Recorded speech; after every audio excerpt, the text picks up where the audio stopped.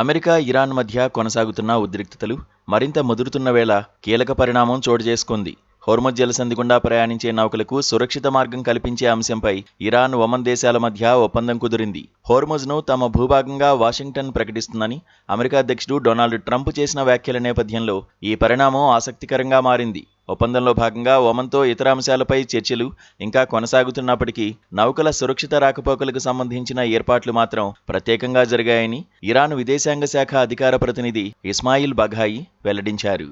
అయితే అమెరికా విధించిన ఆంక్షలు, నౌకాదళ దిగ్బంధం కారణంగా హోర్ముజ్ జలసంధిలో పూర్తిస్థాయి భద్రతను పునరుద్ధరించడం సాధ్యం కాదని ఆయన పేర్కొన్నారు.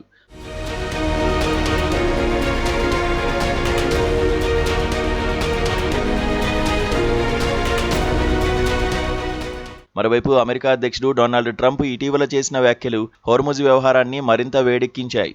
శుక్రవారం నాడు న్యూయార్క్లో జరిగిన ఓ రాజకీయ ర్యాలీలో పాల్గొన్న ఆయన ఇరాన్పై జరుగుతున్న యుద్ధంలో అమెరికా విజయం సాధిస్తుందని ధీమా వ్యక్తం చేశారు. ఇరాన్ను పూర్తిగా ఓడించిన తర్వాత త్వరలోనే హోర్ముజ్ జలసంధిని అమెరికా భూభాగంగా ప్రకటిస్తా అని ట్రంప్ వ్యాఖ్యానించారు. అయితే ట్రంప్ ఆ వ్యాఖ్యలను సరదాగా చేసినట్లు వైట్ హౌస్కు చెందిన ఓ అధికారి చెప్పినట్లు తెలుస్తోంది.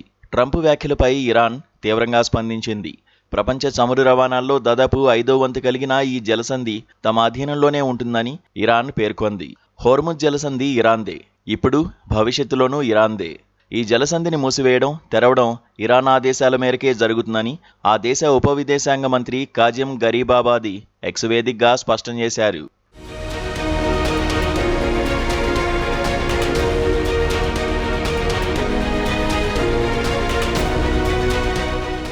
అమెరికా, ఇరాన్ మధ్య వివాదంలో హోర్ముజ్ జలసంధి ప్రధాన అంశంగా మారింది.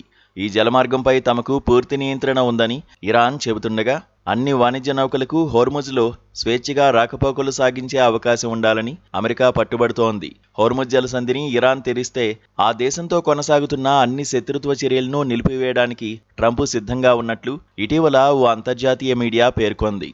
అంతేకాకుండా ఇరాన్తో అణు ఒప్పందం విషయంలోనూ అమెరికా కొన్ని కీలక నిర్ణయాలు తీసుకునే అవకాశం ఉందని ఆ కథనం వెల్లడించింది. అయితే ఇరాన్ మాత్రం అమెరికా తన డిమాండ్లను అంగీకరించి అన్ని రంగాల్లో యుద్ధాన్ని ముగించే వరకు జలసంధిని పూర్తిగా తెరవబోమని ఇప్పటికే పలుమార్లు స్పష్టం చేసింది.